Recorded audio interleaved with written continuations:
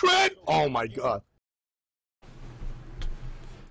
What up, guys? It's Krett. Welcome to Really. Joined today, I've got F. here, commentator, loudmouth, and that's, I think, Yo, that's I'm not that loud.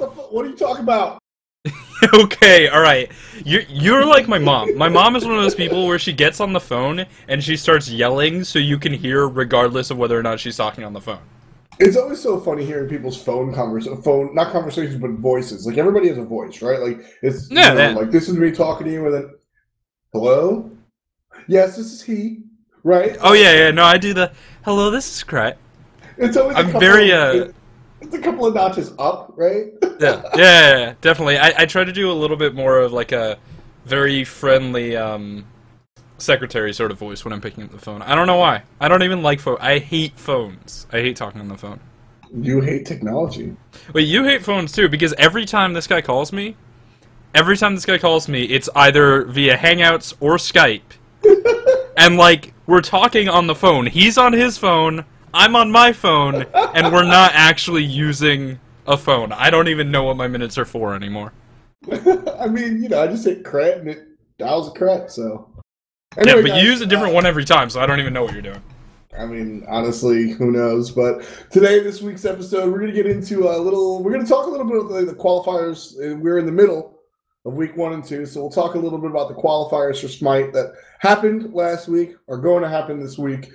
New lineup for Enemy Esports, and honestly, it's a conversation that I was afraid to have because I thought a lot of people would think it was boring, but my test tweet shows a lot of people are actually interested in spectator UI.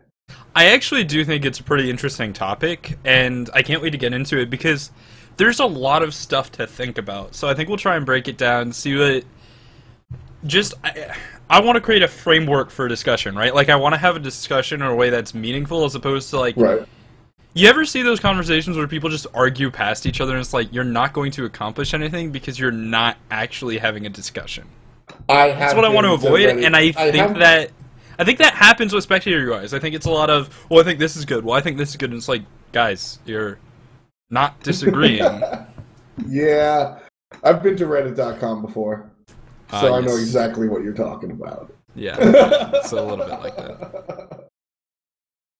Oh, man. But, well, so we'll get to that a little bit later, because, like I said, I'm actually really amped, and it's a conversation that I have all the time.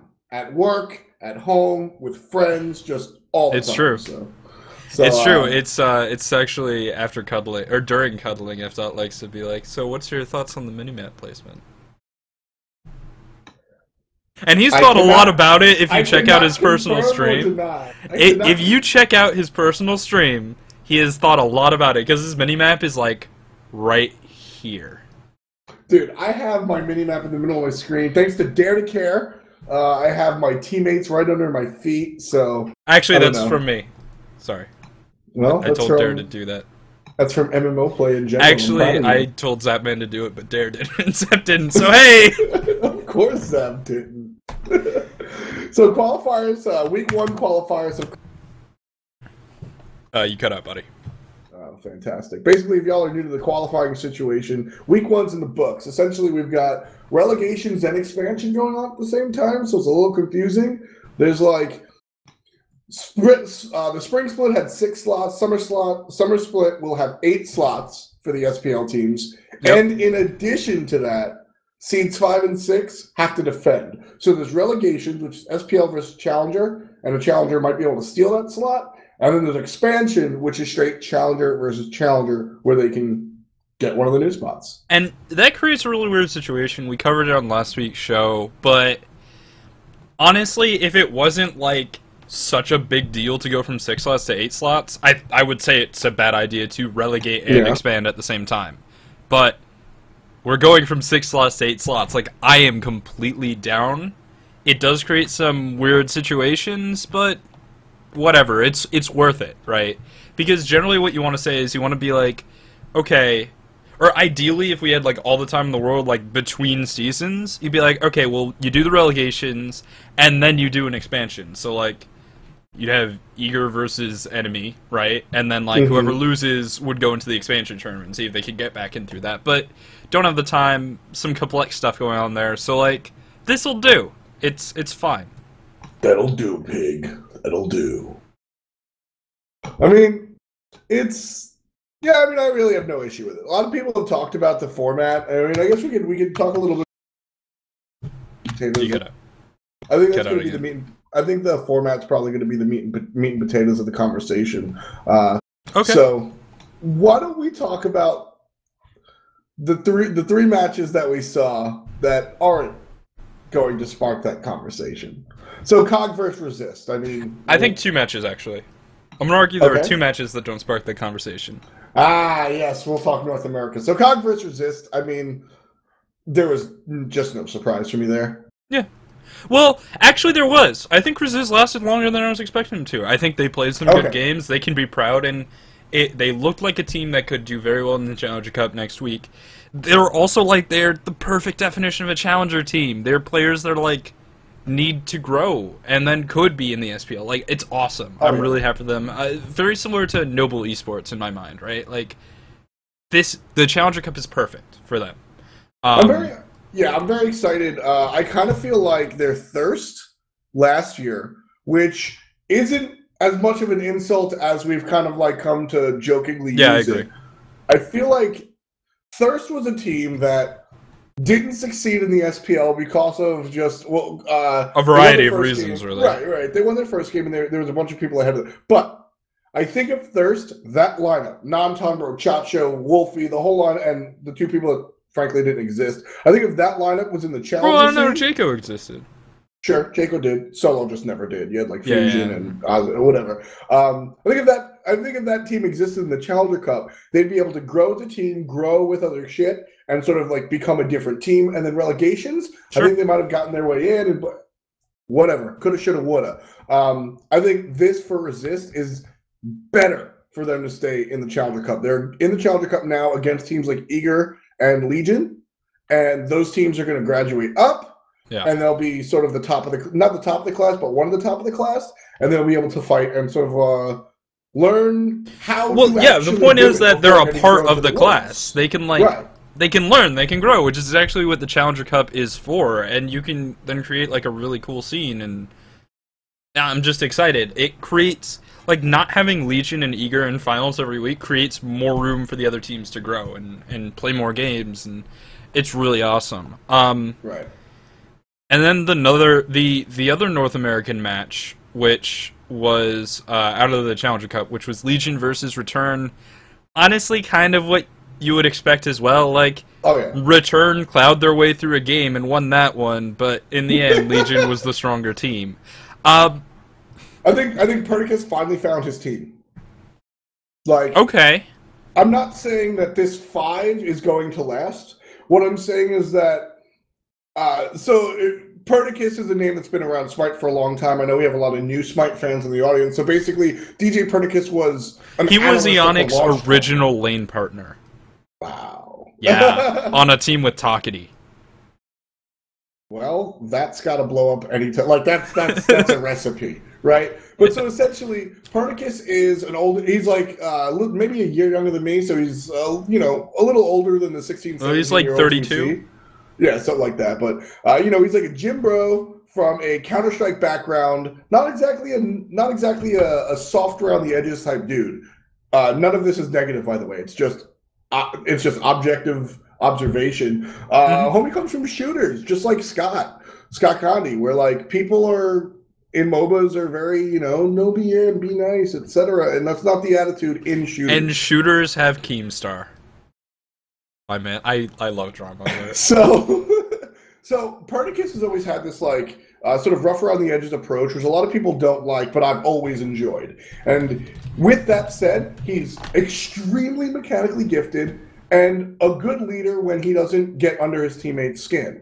So him and Payne have played together for a while now, and it's lasted. And I think that Payne's sort of like happy-go-lucky, nothing can ever fuck with me attitude, combined with the hot-headedness of Pernicus, either balances itself out or they just get each other. And I'm super happy because it just seems to be working with those two in specific. And I think either it'll find its way throughout the lineup, or they'll pull, now that they're SPL, they'll pull people in and do different things. I think that this is the beginning of something very, very good for DJ Pernicus, and all I can say is it's about goddamn time.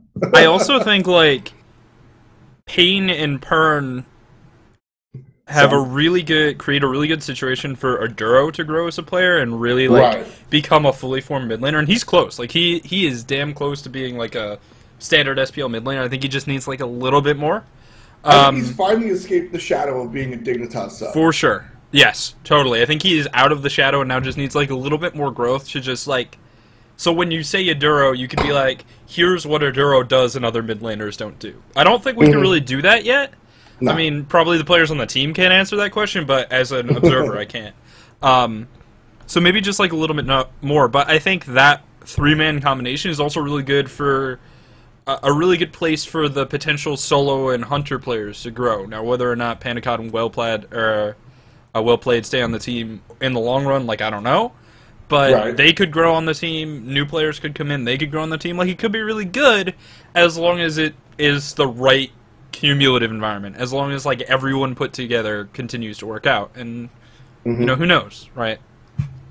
I really liked what I saw out of Panicat and Well-Plaid for what it's worth. I mean, Return, like we said, isn't exactly a super strong team. Head-to-head against Legion, they actually just, as far as how well they placed in the Challenger Cup, they come up a little bit short. But Panicat, extremely proficient and confident 1v1 player, which in that hunter role is extremely important. You think about the hunters that really come to mind, and it's always Barracuda, Zapman, Reels, right? Yeah. Even Funball. All four of those dudes have one thing in common. They will just fight you, and they will think that they're better than you no matter who you are. Moex. Yeah, Moex has that too. And guess where he's at? The freaking SPL. All right, true.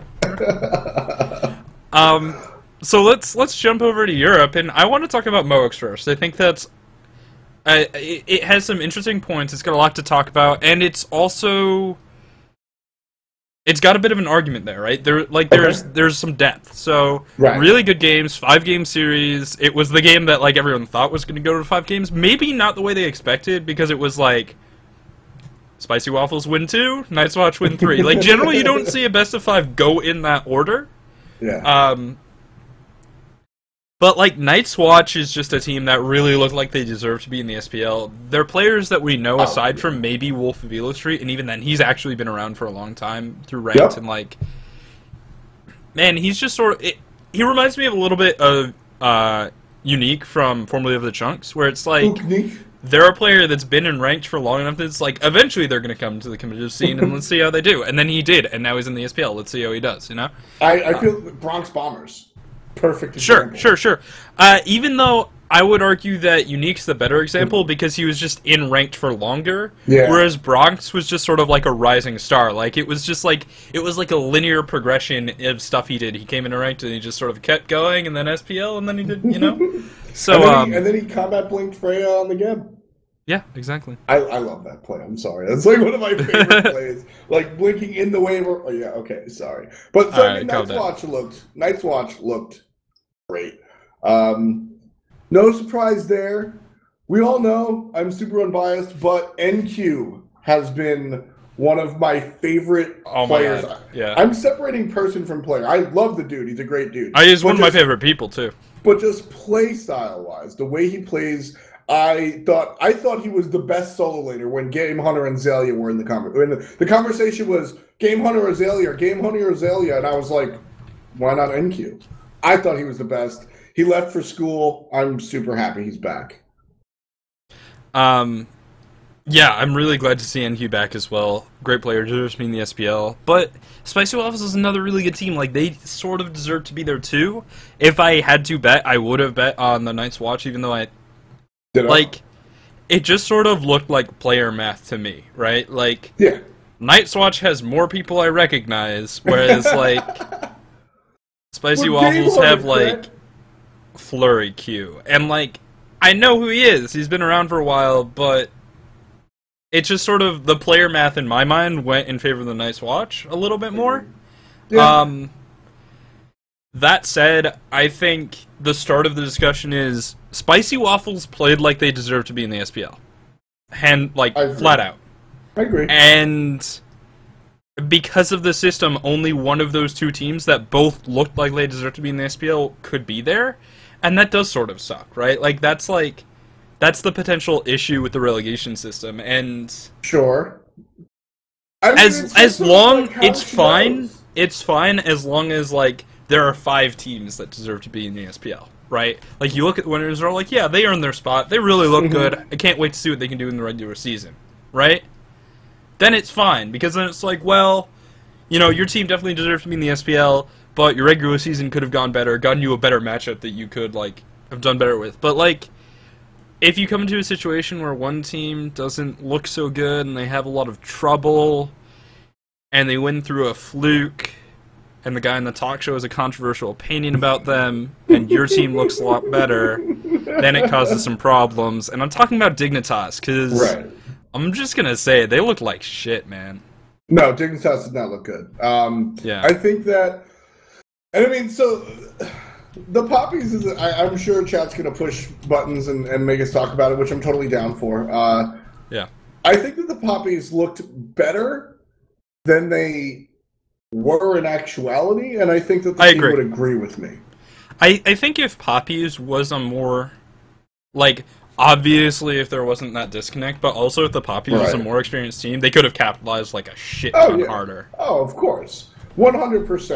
And I mean, the Poppies played well. The Poppies played very well. Yeah. And, I was unofficially rooting for them. Again, no bias, but it's just fun to see the underdogs. They're an all-Spanish team. We don't have any regional teams in Smite. And, 3 or 4 of them are from Madrid specifically, which is, even cooler. What's also cool, I mean, this is a little bit cross-game, but, League of Legends had Giants come into the LCS, for, in the most recent season or something like that. I don't know. I'm not super up on LCS, but, another Spanish team, Spain is putting out regional teams that are doing well in multiple games, and that's really cool, too. It's such a big community. Dude, it's really sweet. When that stuff happened, there was, this argument on Twitter, or not even an argument, but, a discussion on Twitter between Hindu Man and, this Spanish community Twitter. Oh, I saw it had, 15K followers! That's more than D and Brandon! It's very true. It's a small community. It's a small community, but it's all inclusive to their entire small community. So it's relatively huge by proxy, and it's just so cool how that sort of stuff works. I would love to see it, but again, Team Dignitas didn't look good. But this is why the format is the way the format is. Dignitas didn't look good, right? But they are the SPL team, which means that they get granted some of the quote-unquote easier teams to go up against in the Challenger Cup because the regular season has to mean something. And I'm going to soapbox a second. It's about the big picture, the long term. I'm not saying 10 years down the line it's all going to make sense. I'm saying that you have to understand. We'll look back and we'll know that APC was correct. You have to understand that the regular season feeding into qualifiers and relegations, feeding into regular season. We have 3 regular seasons a year because of the way the split format works. So the way qualifiers and relegations work is you work your ass off in the regular season with the goal in mind. So for traditional sports where it's a season then a finals, you work the whole time the regular season to make your way to the playoffs and then eventually the finals, which are all, for the most part, single elimination. Side note. Here, you work your ass off in the regular season, whether it's Pro League or Challenger, to get a good situation for those qualifiers and relegations for next regular season. And that's what you're fighting for. So could the Poppies have beaten Dignitas? Maybe. I think that they definitely overperformed. Shouts to the Archangel. That was one of the better plays we've seen in a while on that Bacchus with the Gold Fury on Thor. But I do think that this is a situation that's earned. The Poppies coming in as one of the lower seeded teams because they didn't have as good of a regular season as the other teams have to super overperform if they want to steal an SPL spot from a quote-unquote bad SPL team because they are on the bottom end of an amateur league where they're supposed to be able to – if you're going to beat Dignitas, an SPL team, you're supposed to be able to beat the rest of the Challenger Cup teams. Sure. So it's sort of a situation that's like the regular season means so much, and I actually love it. It's fine to me if in a situation where the Spicy Waffles versus the Night's Watch, both of those teams are SPL ready. Both of those teams could probably beat Dignitas. It's also just the assertion that the relegation's goal is not to put the best 4 teams in the SPL. Relegation's goal is to put, like, the teams who performed well in the regular season against the teams who had more difficulty in the regular season, and then the winners go into the SPL. Like, I think relegations, I think people would have when it comes to qualifiers, Spicy Waffles versus Ice Watch and Legion versus Return, that's a different conversation. But I think people would be more content with relegation if we called it wild card. Because that's kind of, it's not what it is at all by definition, but it's kind of what it is. It's like, Dignitas is, it's a punishment more than, it's a punishment for the Here's the other example. More than an opportunity for the Challenger team. Here's my understanding of what you're saying. The way relegations was set up was the bottom 2 SPL teams stay in the SPL, the top 2 Challenger Cup teams go into the SPL, and then you play a match to make sure that that's correct. Yes! Yes! Yes! Yes! Yes! Any WWE fans in the audience? Guess no. It's an old...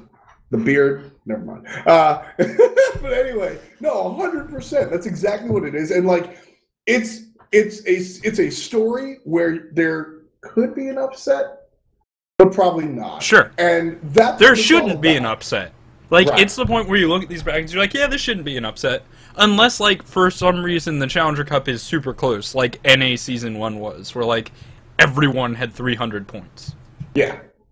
Which was, and that's Season 1. It's supposed to be a shit show, right? Like, the idea is... Well, I don't think supposed to be is the right word. No. I think going to be is the right word. Right, like, yeah, it really, hopefully it wouldn't be a shit show, but yeah, it's gonna be, yeah. It's inevitable, and with this split down and the next split down, I think by the time fall qualifiers and relegations come, we will just see this to be a lot more clean. Where, like, right now, this was pretty clean. You have Team Dignitas, who is a bad SPL team, and the Poppies almost upset them, but what, quote-unquote, should have happened. Cognitive is a not-too-hot SPL team, and Resist didn't have a chance of beating them, and that's sort of what's supposed to happen. Yeah. So, yeah, I mean, that's I like the way that works. Now, when it comes to qualifiers, when it's just Challenger Cup team versus Challenger Cup team, it really sucks when you see a team like Spicy Waffles that is SPL ready, they don't make it. But you know what's going to happen next time around? They're going to be that first seed, and they're going to go up against somebody. They're going to be in a situation like Epsilon and Team Eager, and that'll be like, duh. But the problem is that you can make the argument that second seed, third seed, and fourth seed are all bad, and what you really want is fifth seed. Because of, like, the fact that there's no real basis for comparison between SPL teams and Challenger Cup teams. Like, yes, you can look at the way Enemy Esports or Upcoming Stars plays, and then look at the way Team Eager or Epsilon Esports plays, but, like, you're just fudging it if you try and do power rankings. That's right? That's exactly like, that, it's the same thing you're doing when you go into a LAN event and you're like, I think TSM is gonna beat Fnatic. Like, you don't really know because you don't really have a basis for comparison, and, like, it's either really deep level analysis, which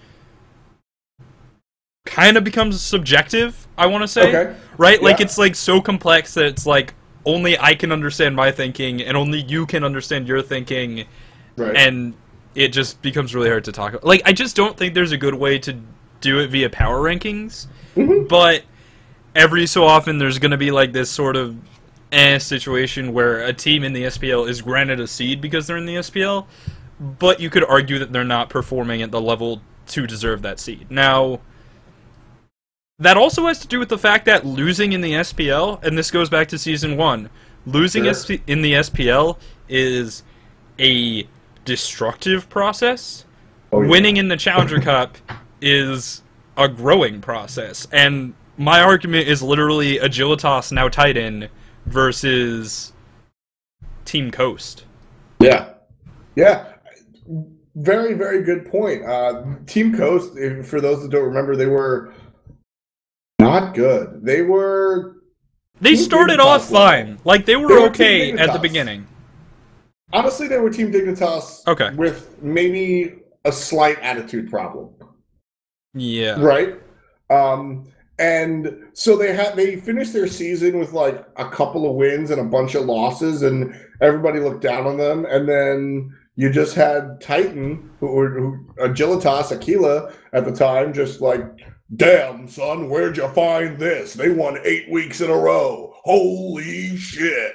And they came in and just like decimated them, because that mental thing is very, very true. But I mean, so the idea is that Team Dignitas beats the Poppies this time around, right? If they replicate the exact time, if everything stays the same, right? If Team Dignitas has just as shitty of a season as they did last year, or this split, excuse me, and go into relegations again, the level of Challenger Cup should rise because you're having more teams becoming involved.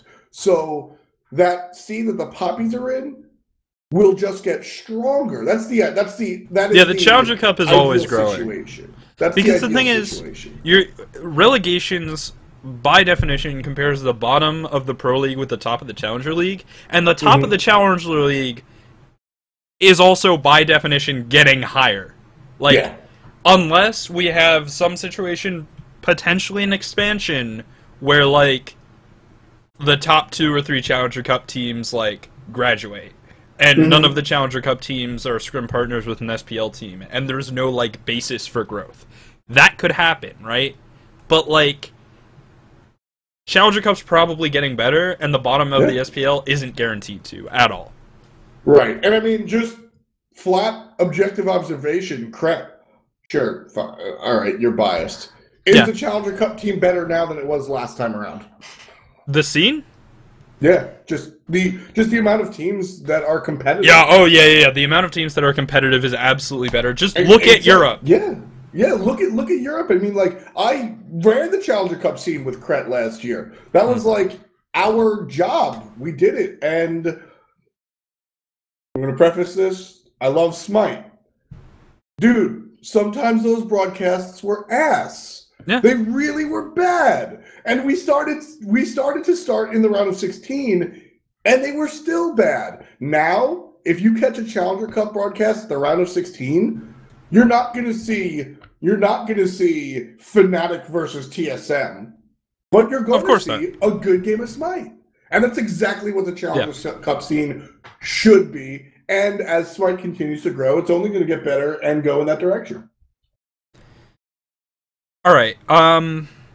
Let's talk about next weekend for relegations, though. So we're going to see another set of sort of expected victories out of now the first seed Challenger Cup teams versus the 4th seed teams. Right. So that's Eager versus High Five, something that I know at least my team is really prepping for, because like, even though like it's supposed to go to us, like, no, you prep for that shit. Oh yeah, of course. Oh yeah, and like, I think that's, you know, potentially a mistake that Dignitas made. And that's a mistake that I am, you know, trying to avoid. I mean, I don't want to get too into like shop, so feel free to say no or don't answer, but like, not High Five specific, but when you're a team that's supposed to beat, when your team A is just supposed to shit on team B, how do you prepare for that? And depends on what's on the line. I mean, an SPL spot right here. Then you just prep as hard as you prep like you would for a LAN, and so you destroy them. So you just pretend like they're on your level, and you're just like, no. You prep like you're prepping for TSM. Okay, you go as hard as you can, because this is your SPL slot. So this is what matters. This is your meal ticket. It's picking your best Smash character against like your little brother and his friends. Yes. They come over. That's exactly what you do, because it's your SPL slot, man. Yeah. Like, you could lose the regular season. That's fine. You just have to stay there, because it's the Pro League. That's your goal as a pro player. Well, goal number 1 is to be in the Pro League. Goal number 2 is to win the Pro League, but you have to be in it to win it. Yeah. Like, it's just a necessary condition. So, I think it's honestly, for the players and the teams, I think it's actually one of the most important matches of the year. Oh, yeah, of course. I mean, because, like, if you don't win it, you can't win Worlds, right? So... Very, very true. Well, actually, High Five can qualify in the fall qualifiers and then win Worlds. No, but, like, you have to win qualifiers at some point. Right? Like, the qualifier matches are the most important. Yes. Among the most important. Like, aside from, like, LAN finals. I think it's, like, LAN finals, qualifiers, LAN semifinals in order of importance. Yeah, so... You prep, man. You gotta be ready. And you go hard. And then in Europe, you've got Epsilon Esports. Who are they up against? The Broncos. The Broncos. That's like not a bad team. Yo, there's a link in chat for you guys that want to see all of the schedule and everything. So the Broncos I watched the Challenger Cup, but I don't always catch the entire broadcast. Sure. And so the Broncos are a team that I've heard about,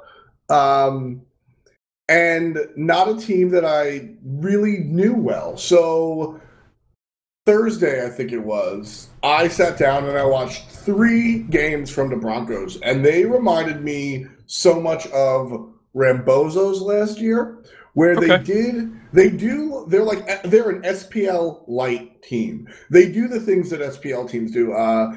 With Rambozo specifically, Ardura would always come and share the experience for the red and the speed buff with a raw beam over the wall or something like that. And that was sort of before, like, everyone did that automatically in ranked. Yeah. Now that's, like, trickled down to rank. Like, you just share everything if you're playing the game at a decent level. But, like, back then, it, like, took effort and coordination. Now it's on. That was like a pro-level strat, and they were doing all, like, the sort of the right things, just maybe not as crisp and clean as the pro teams. The Broncos are doing the same exact idea. They have their Gold Fury timers to the second, not to a timer on a mini-map. You know, they are warding in the right spots. They're using lane wards. They're doing they're doing everything they're supposed to. And it's awesome because, no offense to the Bronco dudes, they're no names. They really are straight, ranked, or just rookie new players. And I couldn't be happier. Do I think they're going to beat Epsilon? Absolutely not. But I think this is going to be a great learning experience for them, and I would be very surprised if they weren't in the top couple of seeds next time around and possibly make it to the SPL next time around, because that's exactly the storyline we're talking about. Get shit on it. They're also like better in regular, etc. They're the kind of team that grows in the Challenger Cup. Like, all right, you're SPL light. Well, do the things, do them right until you get to the point where, like, you're up against a team that has a little bit more flavor, maybe. But when they make a mistake, you're like, in the playbook, it says when your opponents make this mistake, you capitalize like this, and then you do, and then you win. Because I don't want to say it's just that easy, but, like, that's how meta works. That's literally TSM and Cloud9's entire strategy is like, we have this playbook, you made a mistake, and we're going to capitalize because that's what it says to do. Now, their playbook really is just like, you know, calculus, but, like, whatever. Pretty sweet. Get Fisher says in chat, they're all German. That's cool. Bring the regionality. Bring the regionality. I think, and I mean, this is something that I would never force on esports, because I like the fact that NQ can play. All right, I was actually going to say NQ can play with Sile, but they're actually the only 2 Austrian players. Or Austrian, yeah. But, you know, I like the fact that especially Europe, people play with all different people. But regionality is awesome, and it's definitely something traditional sports have on esports. If I'm not into the NFL and I decide I want to start, I'm going to root for the Falcons because they're here in Atlanta, and I don't know shit about the sport. If you're coming into Smite and you're from Spain and you don't know anything about the game, you're going to root for the Poppies. And that's really cool. It opens the door to casual fans, and if they're all German, hey man, it might be an awesome, like, might be an awesome opportunity to get some new German fans involved, right? Like, that stuff is really cool. And I think they're going to grow. I think what's really cool, and I'm sort of taking this from Dota, is when you get regionality and then a team breaks it, that's also something that's really cool, right? Like, and I'm specifically thinking about Mouse Sports, where I think they were a German team. Yeah. They had, like, I think medium tier success, but their carry player was amazing. And so Vici Gaming, which is one of the stronger Chinese teams, is just like, you know what, Black? We're just gonna take you from Germany and we're gonna... And, like, they just brought this German player onto a Chinese team, and they're amazing, and that's so cool! Breaking regionality is almost more interesting than, like, having regionality. Oh yeah, it's really cool. And it's such an interesting way to think about it and stuff. And I know that I'm pretty sure the Broncos weren't like no German only, but it's cool that it winds up like that. They were probably friends beforehand, and like I said, I think Epsilon is going to beat them. I think that goes sort of without saying, but this team looks very strong, and I think next time around it won't be as cut and dry. So. Talking about Epsilon specifically, I mean, dude, it's Raffer's team, that BM motherfucker. I love him. He's hilarious. I think he's really learned the support role over the past 7 weeks. I disagree. I think he hasn't learned the support role at all, and he's just playing his own role that he made up. Sure. Like, he's no longer I don't think he plays support. I don't think he plays. Yeah, but I don't think he like plays support in a typical way. I think he's just sort of like, all right, I'm in the dual lane. I'm gonna get a hog 3, and I'm gonna do whatever I want, and you can't stop me. You're actually more on the point. His style of support reminds me more along the lines of last split incon more than anything else. He's just aggressive and does what he wants. And at the end of the day, his hogs are good. I think they're probably better objective secure players, but he understands where he has to be on the map to impact the fights, and that is a huge part of being a successful support player. I love how Yamin and Emilito in our chat are like, yeah, Raffer can't really play support, so he just like, it's like, give me Vamana, and we're like, I feel like he's like the Cyclone Spin of supports. You just don't really, it doesn't really make sense, which is whatever. Yeah. It's funny stuff. And then, so the last one that we haven't talked about is Upcoming Stars versus Elo Fishers, which I think out of any of these matchups, this is the one that could be an upset. I don't know. I'm not saying it is. I'm just saying you look at at first glance it looks like it could be an upset, but I think a lot of people aren't giving Upcoming Stars enough credit, and here's why. Upcoming Stars made a roster change during the SPL. They dropped their jungler, they moved their support Cherio into the jungle, and they put Qin back on support. Yeah. And then they played up against the top 2 teams in the league, and real talk, they weren't going to win that anyway. So you can't just be like, well, they continued to go 0-2 in those games, because, like, they weren't supposed to win. And for the record, they did do better than they probably were supposed to as well. So, I don't think we've really seen this roster play in an even game, or a game that, like, they can win, that has, like, a near or a greater than 50% chance of winning. So I think Upcoming Stars could do fairly well, and this is their chance to prove that they are an SPL team.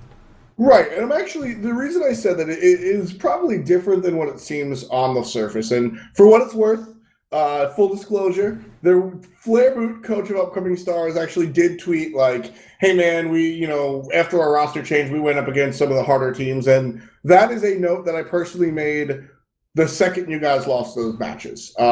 Seeing Cherio switch into the jungle and Qin come to the table was very I think Cherio is the strongest player on that team, and I think that he is severely under-celebrated. Sure. I don't think that the rest of the players are trash, but I think that Cherio is severely under-celebrated. When he was in support, I was saying his name while casting, and when he moved to the jungle, I was saying his name while casting. That's the guy that I look at, and he doesn't stream, he doesn't tweet, he doesn't make a big spectacle of himself. It's just about his gameplay, and that excites me. I think that's really cool. I think that Elo Fishers have upset potential outside of Upcoming Stars. I think Upcoming Stars have definitely, as we said, went on an upward swing towards the end of the season. And I think that they definitely look better there. But Elo Fishers... Here's another example. And I'm going to go back to Thirst, because it's the only team I ever talk about. Thirst won their first game, and it was a pretty spectacular victory. Snipe was not a weak team.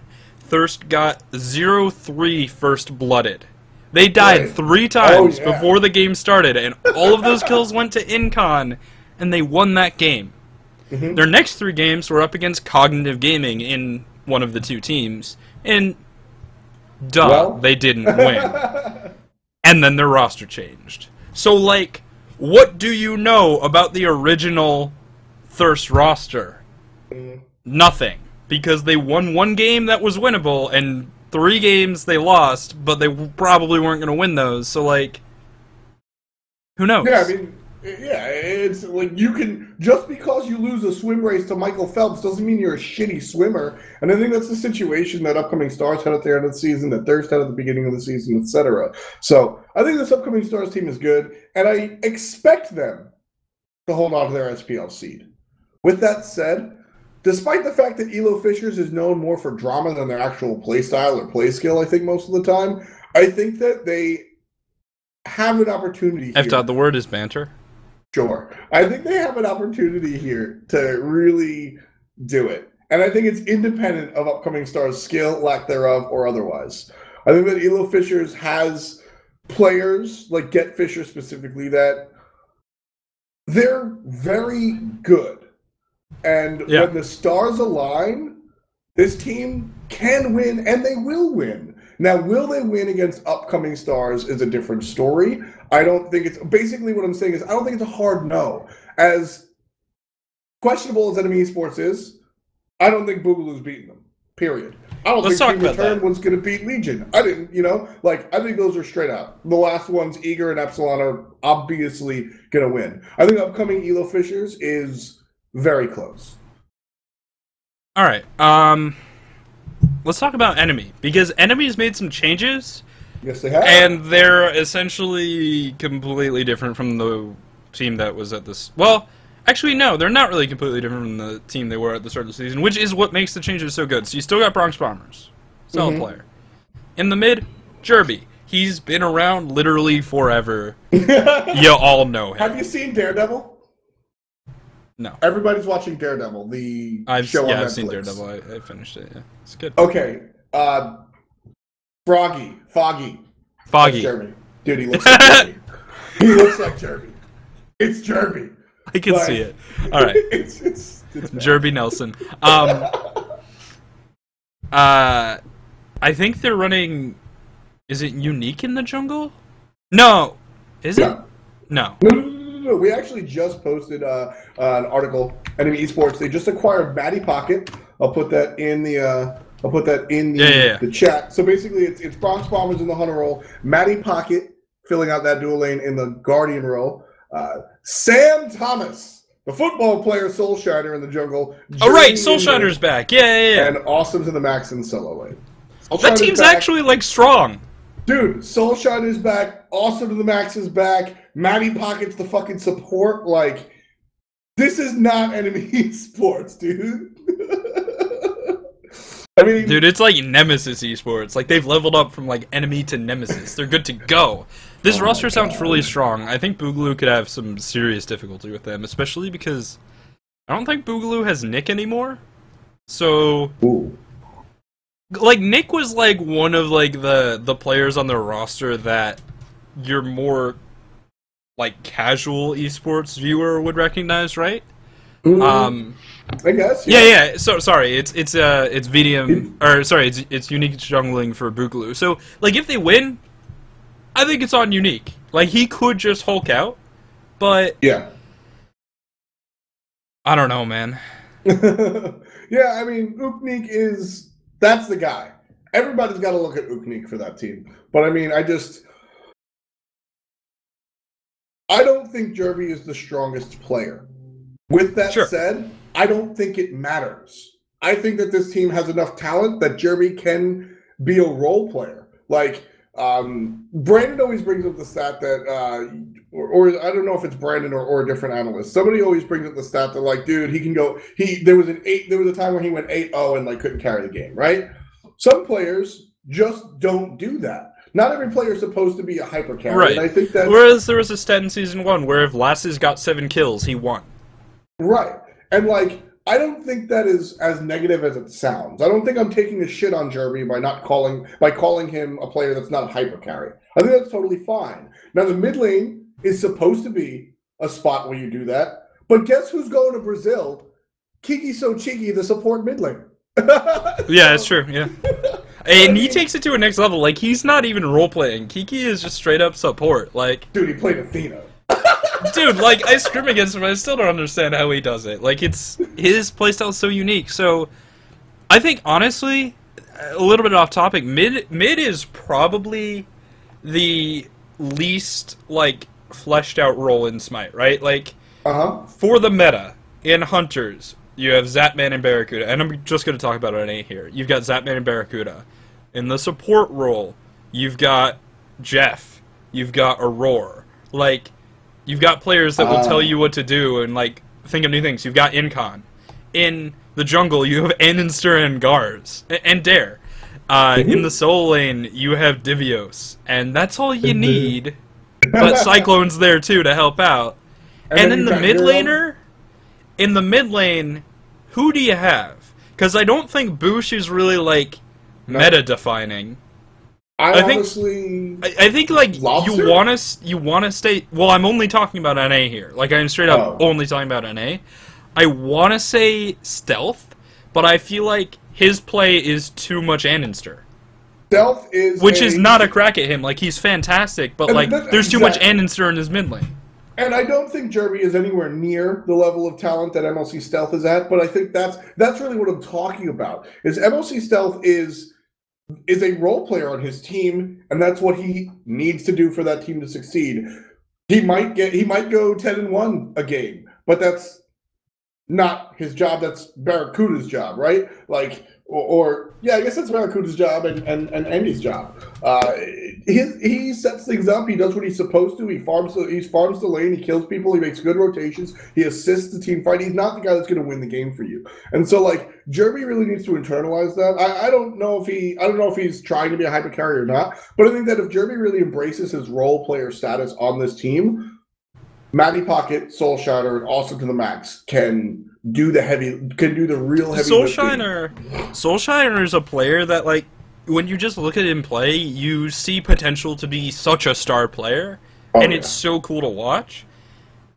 And at the same time, historically, he hasn't reached it for a variety of reasons. And his play has been, like, not his play, but the time he spends playing the game seems inconsistent, because I'm pretty sure he's still playing D1 football.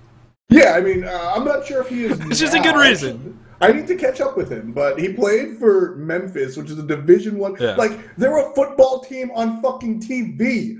I'm not that offended if you're playing football over Smite at that point. You're doing 2 days, you're doing 2 practices. One at 5 in the morning, you go to class, and then you practice again almost every day. That's the real life of a football player. And the idea that he comes home and still has time to, like, play and scrim is outlandish. So I think it's going to be very scary. And I hope Soul Shiner does very well in football. I really do.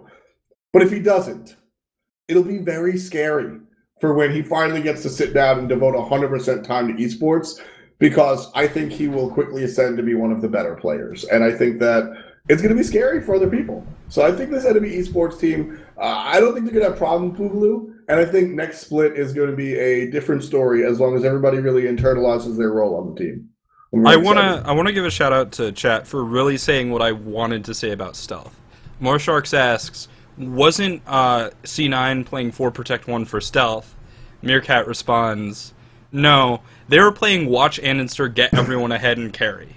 Yep. Like, what happens out of the mid lane, at least in C9, is so much Aninster that, like, you can't, I don't think you can look to Stealth to be like, how do I play mid? Because he's got this transcendent jungler that helps him in ways that you will not have help. Right. Ever. Unless you can somehow, like, pay Andy to queue with you. So, yeah. I mean, what else is there to say about upcoming relegations? It looks like all of the higher seeded teams will get in. Obviously, it hasn't happened yet. There could be upsets, but that's what it looks like to me. Yeah, I agree. I'm actually more excited for this enemy esports change than I thought it would be. I just bringing Soul Shiner, Awesome to the Max back. When Awesome to the Max was rotated out, I was sitting there pulling my hair out like, what the hell? He's back, Soul Shiner's back, and Matty Pocket is one of the people that I really love in this Smite team. I'm happy that he's back in an SPL team because I really think that this guy deserves to play in a pro team. So I'm very happy with that. All right. Moving away from the qualifiers and stuff, actually, something I want to mention real quick is Ataraxia wrote a cool article. It's on Oh My God, I'm a Bird's website. Guys, so you might not know who Bird is. You might not know who Bird is. Bird is like Captain Coach's other half. He is part of the two-man coaching team for Titan. He is a fantastic analyst, and he's launched his own website in an attempt to get his name out there, provide coaching services, etc. Yeah, so he's sort of the numbers guy, and Coach is the rub your shoulders, tell you it's all good guy, to grossly minimize what they do. So, in a world where you make your own name, Oh My God, I'm a Bird exists. We'll walk past that very quickly. Yes, we will. Actually, we'll fly past that. Cool piece. I hate you so much, Krett. So this is actually a really cool piece. If you know me at all, you know that I am very much into the thought process of everything. I think that Smite is much larger than pushing the right buttons at the right time, and I think that this article really shows that. It's not by I'm a Bird. It's by Ataraxia, the hunter for Titan. And I'm not going to read it, but the summation of it is that there's a lot of like mindset that comes into playing Smite and becoming a better Smite player. And I think this is a really cool insight. As a coach, how do you feel about this article, Krett? Ataraxia is so smart. Like, he is... Alright, so I am... I've done work as an SAT teacher, right? And something that they talk about in training is every so often you get a golden child. You get someone who, like, will give you the answer that you want to every question that you ask. Like, so if you ask, what's the formula for the area of a triangle, they, like, raise your hand and tell you and then, like, give you a little bit extra. That's Ataraxia. He is, like, the golden boy of a Smite team. He will, like, he just does what he is supposed to in terms of homework and non-playing stuff and talks about it, and that's so cool. Like, it is. I'm totally biased towards Ataraxia because he was the first person to really use the unicorn build in competitive play, but man, he's such a good guy. This article's really, really good, and I love what he has to say about the mindset behind competitive play. Even though I don't really believe in this whole like stuff behind the stuff, and like I think it really is just pressing buttons at the right time. Do you really? No. I didn't think so. It's fun to see the actual thought process of a professional Smite player that has success. Titan didn't make it to the win. I don't care. They're very good. They're a unit, and they really see the long situation rather than the short. So I thought this was very cool. Not gonna lie, I knew that Oh My God, I'm a Bird had created a website. This is my first time actually reading something on it, and I'm impressed. This is something that I hold real close to my heart. I love not just journalism, but I like long form stuff revolving around esports and sports. I like Grantland is one of my most visited websites, so I want to see more shit from this website come out. I'm really excited. So I linked it in chat if you guys want to check out that. It's a long URL that I'm not going to say, but it's ohmygodimabird.com. Seriously, dude. So where did Krett come from? PlanetSide 2. So, well, PlanetSide 2 originally, but by way of, like, alts in World of Warcraft. I made a grunt character, right? Like, Right. I was playing as Terran Republic. I wanted to use the mini chain gun, which is, like, that gun from every action movie.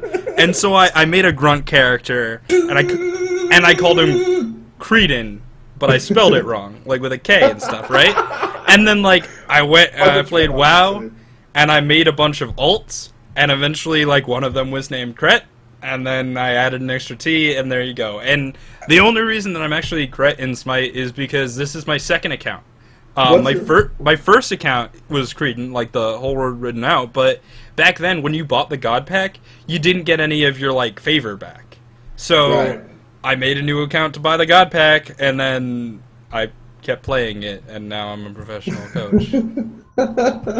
I mean, I feel like this world where you get to create your own name, this esports, this internet world. It's probably not a good world to pick fancies, or F-Swag. Well, see, that's the thing. It's like a tattoo, right? Yeah.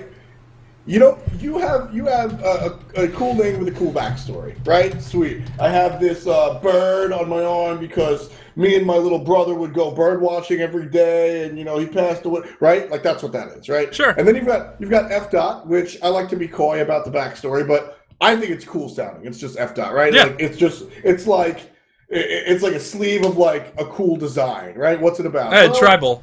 Tribal Tribal tattoo. Fuck you so much. I hate you. God, why are you still on my show? Right? And then you have like Wait. It's not your show on YouTube. It's my show on YouTube. It's only your show on Twitch. Well, right now it's my show. Later on it's your show. So We're gonna draw a line down the middle. If you're watching this on YouTube, Krett's right. But if you're watching it right now in chat, I'm right. And then YouTube gets tattoos that are like it's like a crudely drawn dinosaur by that punk rock kid that smokes far too many cigarettes with us, and he brought his like home tattoo thing to the party, and you had a few too many and said yes, right? Dude, I love those names, honestly. Guy. I love this guy, but that's, oh my god, I'm a bird. Like, that's what it is. It really is. And I think there's a difference between that tattoo and the, like, ironic, like, mustache on your finger. That's like F-swag. Like, haha. Yeah. I'm an idiot, right? But sometimes you take it too far and you get those thick black rimmed glasses tattooed on your face. Right? Like every so often the irony just goes too far and you just become an asshole. Oh yeah. So I think by far the people that win are people like Mike Ross, and people that just go by their name. Like, I think those guys win. But yeah, one of my favorites is Dignitas Reinhardt, who's actually not a part of Dignitas, I don't think, so he's just Reinhardt. Yeah, But Reinhardt is a really good name.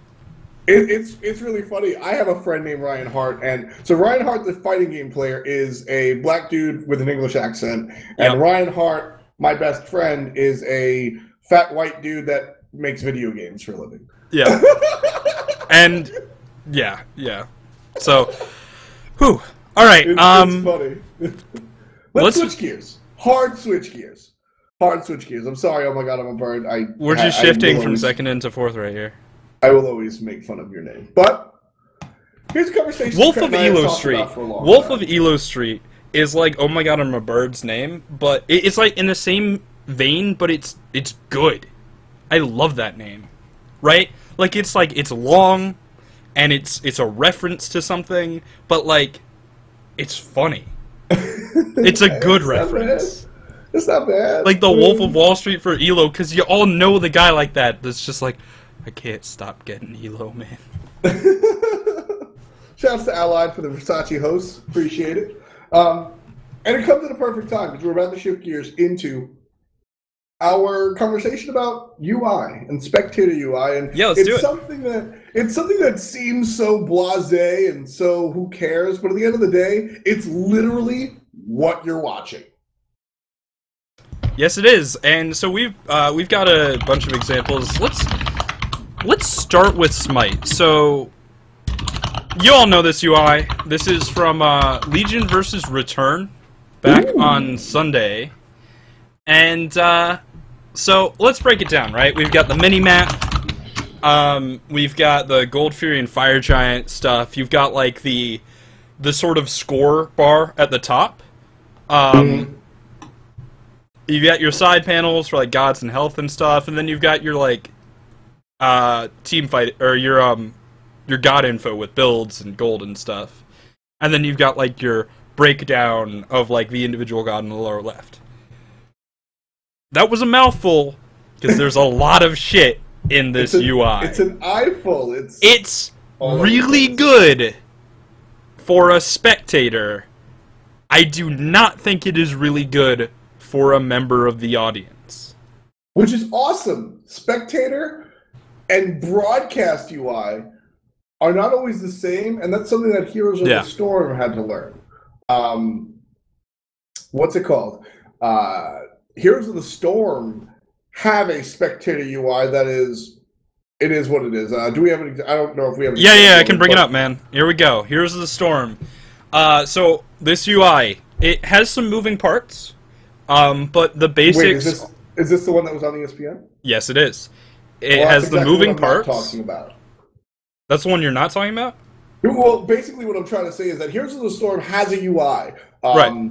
that has a bunch of information. But when Heroes of the Dorm, which is a collegiate tournament about Heroes of the Storm, was brought to ESPN, and ESPN said, yes, we'll broadcast this. It was broadcasted on ESPN 2, not 3, the bullshit streaming platform, but ESPN 2, the real cable network. When it was brought to ESPN, the worldwide leader in sports, the people that have been putting on sports broadcasts for a long time, the people that are used to people watching competitions with tons of relevant information, they boiled it down to what Krett is most likely showing on the screen right now. Totally am. Where it's just small amounts of info, and you were talking about moving parts. Right, it has some moving parts. So this is a still picture, it's not going to show them, but you've got your team names, you've got, like, and I love how it says UC Berkeley and then, like, Golden Bears. So it's got, like, obviously not something that would make sense in Smite, but, well, I mean, maybe with, like, sponsors, right? So it could be, like, Team Eager or Team Razor or something, but, like, whatever. It's got the 5 players at the bottom, and when they die, they turn red. That's not a health bar. It's just an Are They Alive bar. It's got the team level, which is sort of like gold. Heroes of the Storm is a little weird. It's got the number of towers up, and it's got the number of kills. And it can switch to, like, map objectives. That's all it does. There's no mini-map. This is by far the most minimalist UI we're going to talk about, and, I mean, we're going to come back to it, but I think it's a fantastic viewing experience. I love viewing experience. Yeah, right. Now for the power user, people like basically everyone in this chat might give or take I know we have a couple of casual fans in the chat as well, but for the most part, we have a lot of power users, a lot of, like, high-end Smite players or high-end avid viewers, as we call them. I'll bring back up the SPL one, because the power users are the ones who are, like, watching a team fight, and they're like, ooh, I wonder if he has Mark of the Vanguard. Right. If I'm trying to watch this Heroes of the Storm, which I don't know anything about the game, I have everything relevant to me, right? Oh, the team that has 3 is bigger than the team that has 2. They're in the lead. Unless the commentator tells, because I don't know the game, the commentator mentions something and in swings a graphic, right? Happens all the time with baseball, for example, where you have all the information on screen and it's like, all right, real quick, what are the tenements of baseballs? You don't want to throw, like, in certain situations, you don't throw the same pitch, right? You throw 2 fastballs and then a slow ball or something, right? So on that 4th pitch, they'll be like, let's bring up the pitch. And they'll show the past 3 pitches and talk about what the next one could be. That's the commentator's job. So it's sort of like, they're sweet, there's a 3 and the 2 at the bottom of my screen. One team's bigger than the other. The commentator's going to mention, well, this team, the team with 2, they have this ability, so they can do this. And all of a sudden now, I can be brought into it by the commentators, and they're going to show me the relevant info, rather than just go, here's an Excel spreadsheet, do the work yourself, which I think is asking too much of the viewer. I think StarCraft is a really good example of this, because it has a lot of on-demand, like, info swapping. Now, Smite does this too, a little bit. StarCraft and does a it's very with good job. It's with the like, golden hand player kills, like the little charts that get brought up from time to time, golden hand, player kills, player damage, etc. We do a little bit of it, but we're not really doing the whole thing. Let's take a look at StarCraft. This is from a Limo League, which is more of a community tournament. A Limo League's really cool. It's run by Patreon, or it's like supported through Patreon, and the money from there, like, goes into these weekly matches to help support the Korean scenes. Like, it's really cool stuff. But this is their UI, right? It's got a mini-map, it's got your player names, it's got their resources, their supply, like, bunch of StarCraft stuff, and then it has their production, which is like what they're building. So it's got basic relevant information, and they can swap stuff out if they need some more information. But what's interesting about StarCraft is the UIs are different, drastically different from event to event. So let's take a look at WCS Europe, which is their European Pro League. Now, this is pretty different. You got a mini-map, you've got your, once again, your like player win-loss bar at the top with some general information, the production tab, the resources. It's got all the same info, but the presentation is different. It looks nicer. Well, I don't think this is the one that you like the most as well. Like this is not. All right, you wanna show the one that you really like? Yeah, go ahead and bring that one up. And all right. Like, this is subjective, right? Like it just doesn't look good or not. But I think the three. I think this is fucking beautiful. Things, I think that and the USA one I think is the nicest, regardless of the fact that it's from my home country. But I think they all show the same amount of information, and what brings my eyes to it is the fact that it's minimal. It doesn't take up a lot of the screen, so I can see the actual game, which is supposed to be good looking. Whether or not it is or isn't is a different story. But that is, whether you like it or not, a big part of drawing in a casual audience. If your game looks like shit, my mom doesn't care. My mom started to care about video games once she recognized that that was a person and not a bunch of squares, right? So that definitely means something. You want to be able to look at the beautifulness of the game. Shut up, I know it's not a word. And two, it's cool that there's just everything that is strictly relevant. I don't see the amount of, I mean, Krett, you're a StarCraft guy. Knowing the amount of big units, flyer units, ground units. Here's an example. Like number of workers killed is a really important stat. It's how much economy damage you've done to your opponent. A corollary for Smite would be number of mid camps taken. You don't need to see that at every point in the game, but when a commentator is discussing it, it's really good information, and it should be on the screen. One of the things that I do really like that Smite does is we'll have a situation where we do it with wards placed, gold on hand, player damage, etc., where it's just like, all right, right now, Team B has great vision. Why don't we take a look at wards placed? Holy shit, Athena placed 30! Oh my god. Those are things that we can bring in and out of the broadcast. I personally think that's cool, and I think that's great to expand, because if we just had all that information on the screen all the time, who cares? It's just not that important. Is it? And I mean, like, then you start to come into the conversation of what is important at all points in time. And I think that to a lot of, as I said, a lot of the people who are going to hear this conversation, they're too close to it. They're too close to the game to understand what is truly necessary to understand the game state. So the other thing I want to mention just about this UI before we move on is the minimap. I think this is the best implementation of a minimap in a UI because it's super clean, it's in the left corner, it's just big enough that you look at it and you sort of know where the dudes are. Right. And that's all you need for a minimap as a viewer. Once again, there's a differentiation between a viewer and a spectator. A spectator is like a power user, like, I'm trying to watch this replay and learn. A viewer wants to see if TSM wins. Yeah. You don't need the same minimap size or like location or presence you do when you're playing the game, because the information is less relevant as a spectator. Instead, you want to be like, where are they fighting, and is anyone going to be joining that fight soon? I love this minimap. I think it's the best because it's also like it's not embellished at all, which is great. It's just there, it's in the corner, it's a minimap, you know what it is. And I think that speaks to, it's not at all what we're saying, but it does tie into it.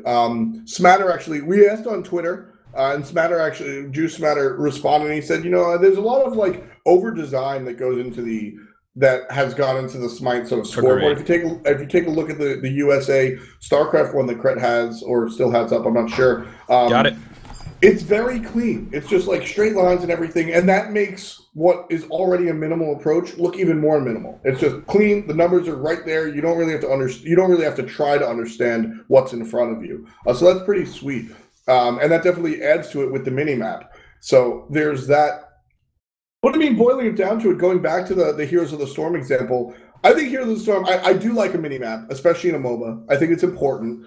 So I think that was one thing that maybe that ESPN broadcast went a step too far. But it's important to note that that bottom bar that we brought up before was one of a couple of them. Yeah. So this was the standard. When you tune in, this is what you're going to see. And then I think they had a different one for objective. Yeah. So just fights. the way Heroes of the Storm works in general, like every few minutes or so, the map does something. Right. An example is the the central dude in Siege, Carl. Every few minutes in Heroes of the Storm, something like that will happen. Carl will spawn, and you go and you fight over him, right? And, like, then he goes away. And so when that happens, they bring up a UI that is descriptive of what's happening with the objectives. Mm-hmm. But you don't need that all the time. Like, in Smite, we have a Gold Fury timer that'll be like, it'll count down the time between Gold Furies and tell you how many Gold Furies have been grabbed by each team.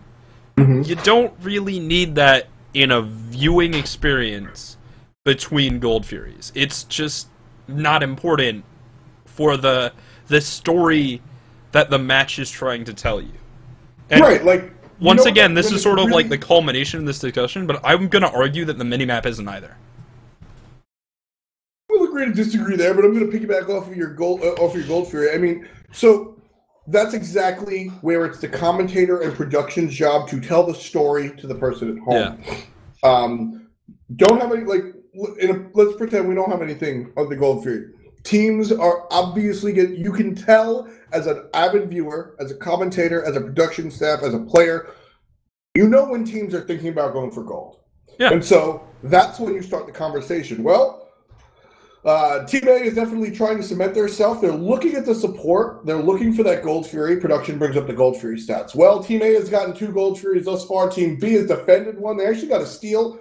That's how you do it. You don't need to have those Gold Fury stats up all the freaking time. Tell the people at home when it's relevant and why it's relevant, because that at the end of the day is the job of the commentating staff and the production staff to take this complicated game and tell it to the players at home. Sure, can you understand it by yourself? Awesome. /spectate louses, right? But like that's sure, yeah, I know. But like that situation is what it's that's what the broad. I mean, when I watch basketball, the broadcast isn't always for me. It's not. I'm a super nerd when it comes to that game. Right. So when they're talking about, well, you know, this player got hit on the hand, so he takes a foul shot. Like, that's not for me, and I'm mad. But when I watch it with my girlfriend or one of you people in chat that like don't know the game, that's what they're there for. So sure. There's a happy medium where you talk to both the upper level and the bottom level. But in the same way that a teacher can teach to the slowest kid in the class without being patronizing or doing a disservice to the quick kids in the class, a commentator can do the same thing to an audience. And I think that a lot of the time we just have too much shit on the screen. All right. I wanna talk a little bit about like the differences between UIs, and I'm gonna go to Dota. I think Dota has a great baseline UI, or a great baseline UI for this discussion. I actually don't like it. I think first of all, it's too much like you're playing the game.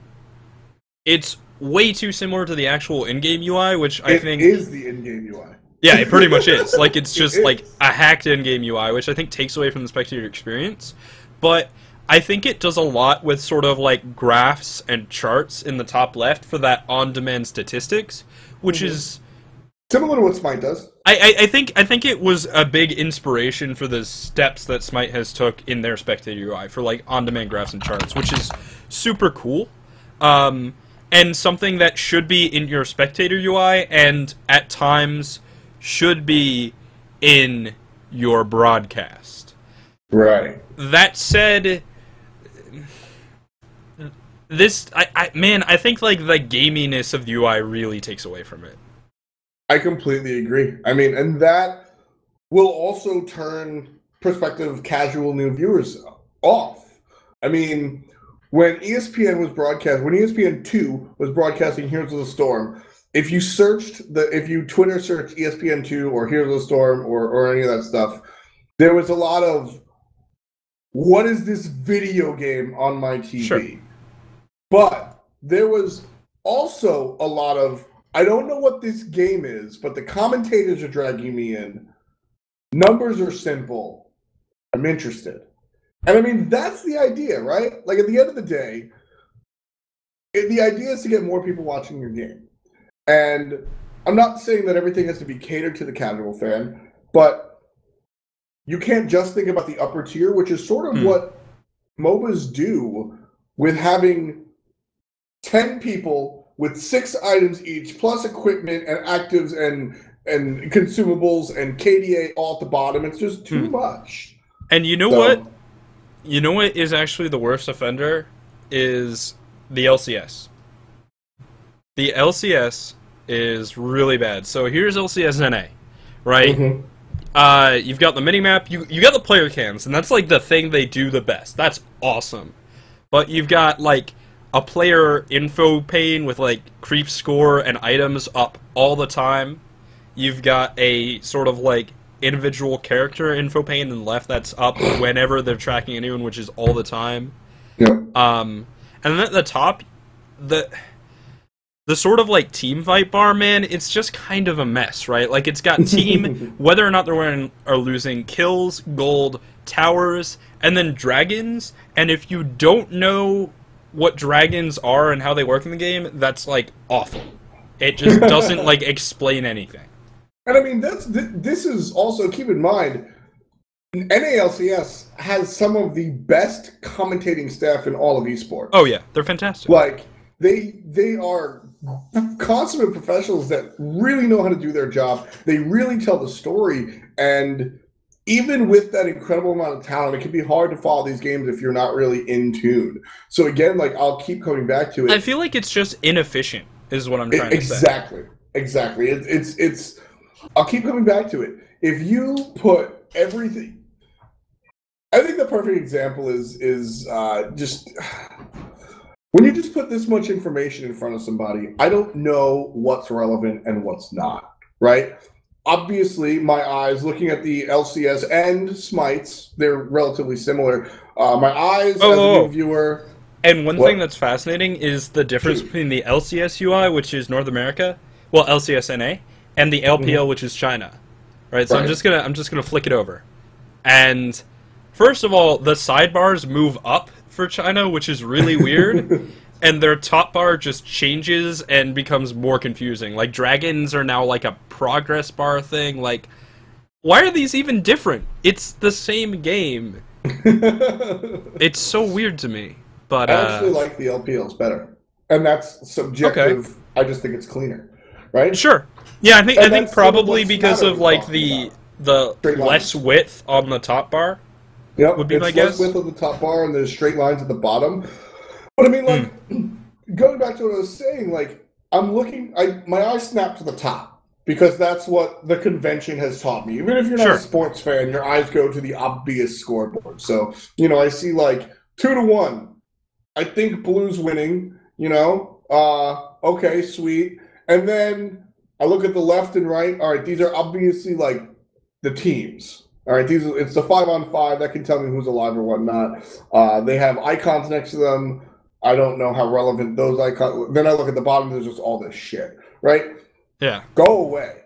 Go away. Show me gold. Show me kills. Show me people that are alive, right? Like I said, I think Heroes of the Storm, I have a lot of issues with how much they took away, but with that said, I think they did the best. I think they it feels uncomfortable taking away so much, but I think the argument is, like, if you really want to know... Well, first of all, Heroes of the Storm doesn't have items, so that just sort of takes something out of the equation. If you really need to know, like I do, how close to finishing the Rage a hunter is at any given point in the game, like, you should be /spectating games. You don't need the broadcast, and you don't need it. Like, we're talking not about a spectator UI, but a viewing UI, and a viewing UI doesn't need those sort of power user information on the screen all the time. It's just, it's a waste. And let me take that example. How close is the hunter to finishing rage? It doesn't matter to you if they're laning. If they're getting ready for a fight over Gold Fury, that matters if the hunter's able to back and buy rage before that fight. And guess what? It's literally mine and production's job to tell you how important that is. So it's one of those situations where, like, you don't need to know. You don't. You just don't. Unless that situation is happening, and that's when production brings up Golden Hand and the build for Zapman and goes, looking at this build, Krett should be able to be finished by the hunter very, very soon. They're fighting over the Gold Fury next. Keep in mind, look for the crits coming out of Zapman. That's our job. That's what's supposed to go down. And I mean, builds have core ideologies, right? You are a burst mage with Magi's boots and Bancrofts, or you're a utility mage with CDR boots and Chronos pendant, right? You are a Rune Forge tier, or you're a Heartseeker tier. LOL. You know, you're a Heartseeker hunter, or you're a Devo Gloves hunter. It doesn't, like, the ins and outs, like Ikaval being included in that build at all points in the game isn't really super important to the end user. What's important to the end user is, are they triple crit? Are they straight pen no crit? Like, that's what's important. And that's, again, did they go Heartseeker or Devos? Is like, that's the story of the game. Well, if they're going Heartseeker, they're trying to snowball. If they're going Devos, they're looking for late game, and that's what you need to convey to the end user. You don't need to convey the exact build path that has been the same for every other game or whatever. You talk about it when it's relevant. Man, this is the part we're going to disagree. Let's talk about the Heroes of the Storm UI again. No minimap. I love it. Here's why. Why? Start preparing your counter arguments. Well, I actually pause before we get into that, because I have a feeling a lot of people at home severely, because we've had this discussion for months, and when we first started taking away items at the bottom, you said no, you didn't like that. But and I was wrong. As we sort of talked like, you've come around, and so what was your core thought process and why they need to be there, and why has it changed? Because I'll just spectate the game. Like, I mute the casters half the time anyway, because I don't need them. Half the time. Half the time. The other half is when you're there, baby. Half the time, because, like, casters aren't for me either. Right. Dude, like, not only do I cast myself, but, like, I don't need someone to tell me to get excited about the Gold Fury, because A, I don't get excited, and B, I know that I should be doing it anyway. Like, it's fine. I don't need that. And when you're, like, a power user that, like, needs to see the minimap real big and wants to see Rage and Deathbringer and, like, how far away and look at the power spikes and, you know, is Aninster going to, like, take the top side through the jungle or the bottom side as he rotating aggressively? Like, dude, the cast isn't for you because you're too busy, like, bitching around how the camera isn't showing you the solo lane at the right time. Like, you're already mad, so why are you, like, support esports? There is a happy medium, right? Like, there's a happy medium where when I cast mainly to, if 1 is I've never heard of Smite and 10 is Aninster, I cast mainly to a 4 or a 5, and then will occasionally drop 8 and 9, right? Most of the cast will be 4 or 5, and then I'll occasionally, and that's how it should be. Right, you know, and then I'll occasionally drop a, you know, well, look at this ward that is placed right in front of the mid tower. Fnatic used to do it back in 2013. It's going to show when the jungler passes over the lane. Even though it's in lane, it's not stupid, right? That's like a higher end thing, whereas, like, well, this guy has crit, or when you, like, explain a character's passive, right? That's for the low run. You got to do both. So the overall, like, I am a super basketball nerd. I can watch the basketball game and enjoy it, but a lot of what they say isn't for me. If you go on, and I mean, I think this is a great example. When you go to, like, our NBA, like the NBA Reddit, or the place where you're gonna find the people that are on our Smite or in our audience right now, they're saying the same things you're saying. The cast isn't for me, dude. Like, I'm going to break down on my own tablet and do my own thing, right? Like, that's a different story, right? Like, I just want to chill and watch the game with Wolfie, and we mute the casters, and we're like, yo, what is this guy doing? Or, oh man, that was a great play. Or, yo, they totally could have gotten gold for you there. Yeah, but they didn't realize it because they didn't have a ward here, and we're spectators, so we can view that. Like, that's me. Now, and just to mention this, like, guys, this is a deep conversation. Like, we are flat out not going to agree. Yeah. Like, there's a lot going on here, but... Alright, let's talk about the minimap. I think this is the most controversial. I'm gonna argue minimap sucks and it shouldn't be shown in a broadcast. I like, that is straight up my argument. And bringing up the HOTS UI, here's the thing. And once again, this is an argument that, like, assumes two ideal situations that honestly should be a thing, whether or not they actually are. All right. Listening. One. The production and the casters should be, like, doing their job well, right? Oh yeah, of course. Like, it all goes to shit if they're not talking about the important stuff, or if the camera's not looking where the casters are talking. We're assuming that. Two, there's actually a mechanism of live watching the game yourself, right? So, like, the Which broadcast... I would actually like to take out of the conversation. Yeah, totally. Totally, but, like, that should be an option, right? Because we're just talking about, like, the viewing experience and not the spectating experience, which I think is different. In the viewing experience, I think a minimap takes away from it because... you should, like, what is on the screen should be the thing that is important. And if you want to talk about split pushing, either frame in frame, which I don't know entirely how I feel about, but, like, in a lot of cases, broadcasts, I think League of Legends uses two spectators. There are two people that are observing the game, and they switch between the two of them. Yep. Right? So, like, hypothetically, it's possible to do frame in frame. Or you just, like, mention that there's a split push, and you show the guy split pushing, and then you go away because, like, that's all you need to do. You acknowledge it and you move on. I think a minimap just, like, shows you what the game's not showing you, and why do you need that when what they're showing you is what matters, hypothetically. I actually really understand your point, more so than I thought I would.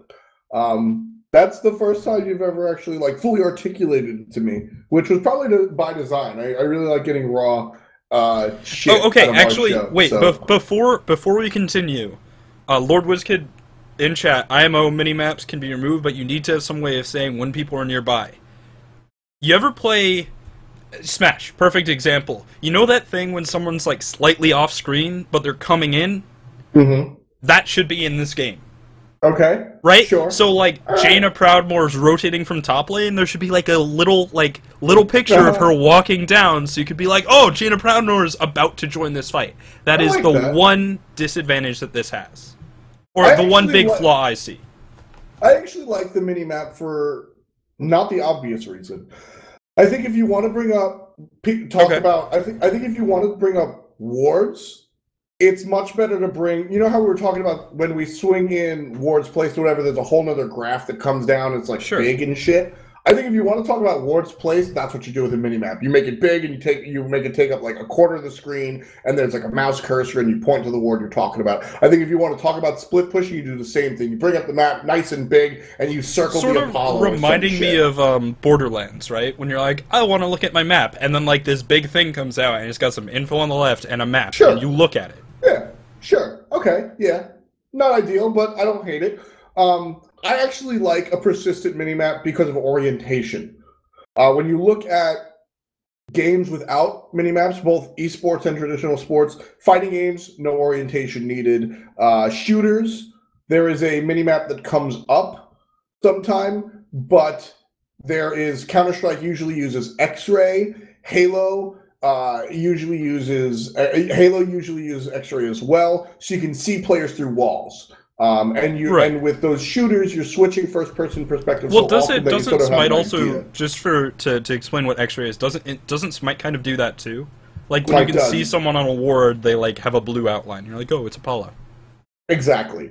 I think, and again, talking about traditional sports, football, American football has there are hash marks on the field so you know where the players are. I think if American football didn't have a 50, 40, 30, 20, 10, etc. yard line, you would need a mini map to watch the game efficiently. Same thing with football or soccer. If there weren't marks on the actual field, you would need a mini map to watch the game efficiently. Smite doesn't have marks on the actual field, and the jungle is so... It all looks the same if you're not super in tune with what the jungle is.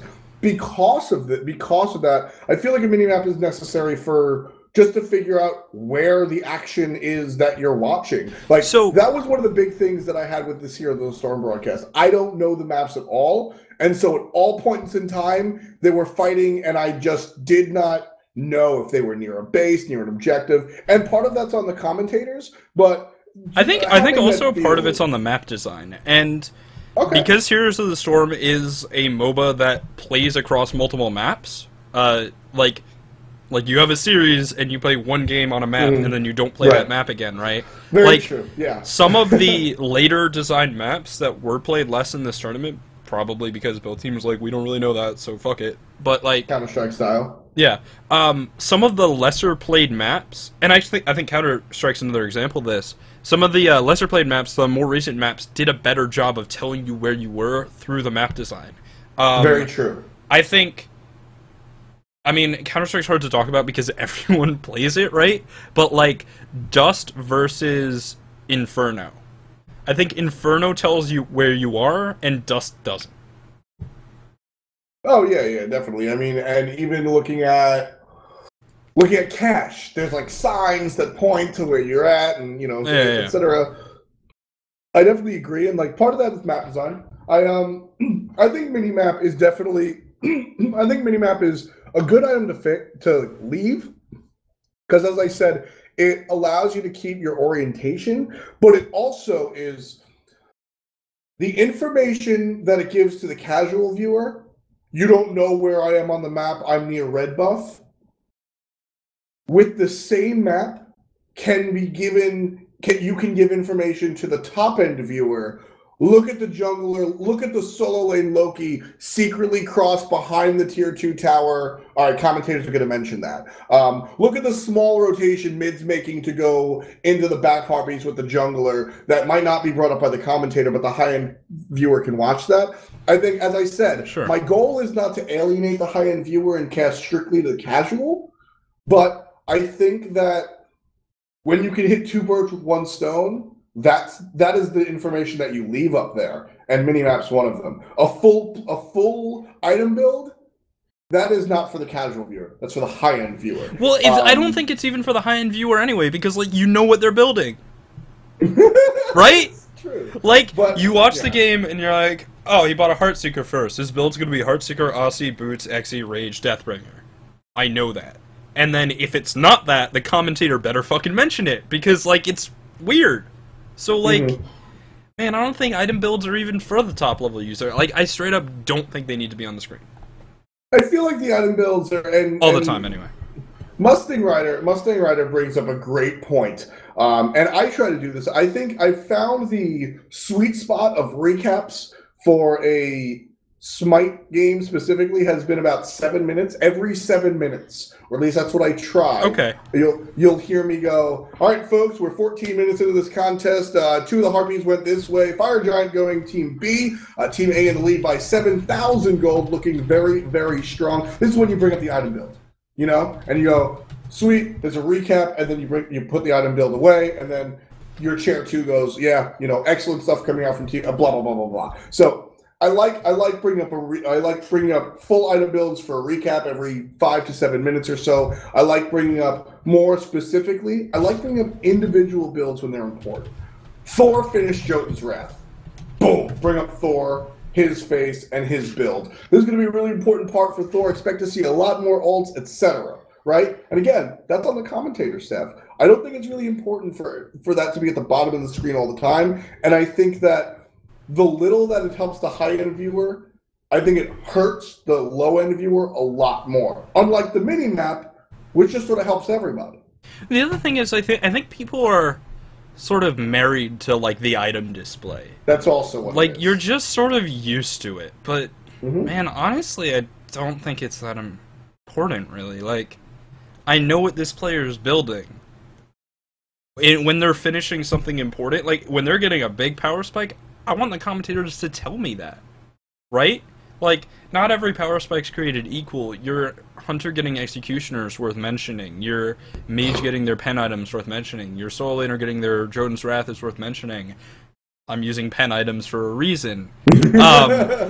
Like, but man, in a team fight, you don't need to look at the items. Now, I do think Smite's team fight bar, like, I don't like it. I think it could get better. Yeah. I straight up think the point of the like, why is the team fight bar there when you have the stuff on the side and that has the actives and the ultimates and the team fight bar doesn't, right? Like, that's my thought. But I don't know, like, I feel like part of my issue with the teamfight bar is that it's showing you something that doesn't show you anything, and if it just showed you nothing, I'd be like, oh, cool, they're showing us the entire screen. Right? But, or at the very least, it needs to have, like, the team health bar, which I don't remember what game, I think League maybe does that, where it's like the total percentage of health as a team, which is just like a who's winning the team fight bar. Wait, Smite has that. No, I don't think it does. Smite's team fight bar does have that. I'm almost... It must be new, because I don't think we had it a while ago. I'm almost positive, and the reason I'm almost positive is because it's recently showed up in... maybe I'm wrong.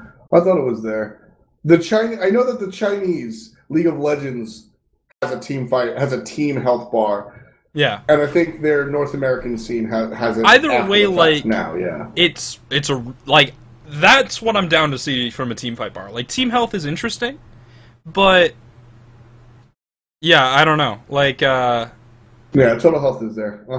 Total health is there? Alright, it wasn't the last time I looked at that bar, which tells you how often I use it. Yeah, so the way our team fight works is the team health bar is at the bottom, and then as Zayden said, if you guys don't know Zayden, the commentator for the Oh, you know what it is? You know what it is? It's a team health bar, but it's not there's no intersections on it.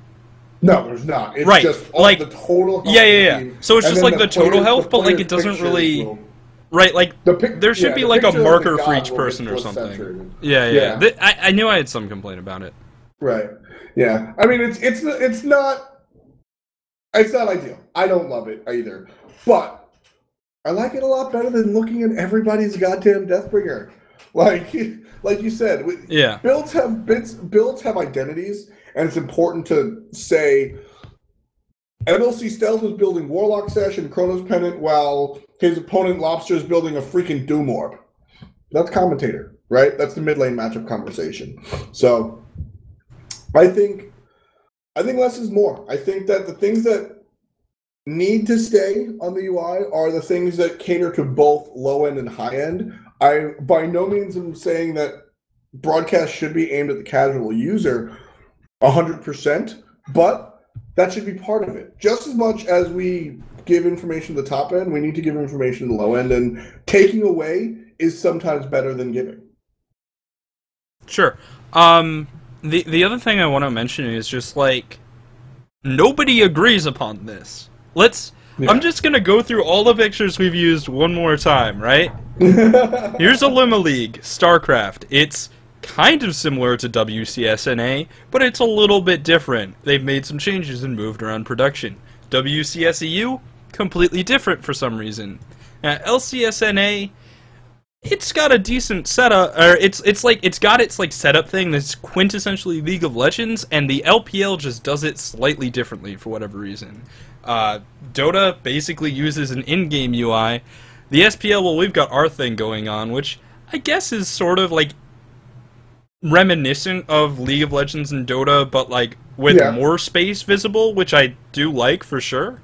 And then you got Heroes of the Storm, which is completely minimalist, and everyone's doing it differently. Nobody agrees. It's super important for me to stress that Heroes of the Storm UI is not what Heroes of the Storm has traditionally been broadcasting in their community and professional tournaments on Twitch. It is what ESPN dictated they put on. Which is interesting.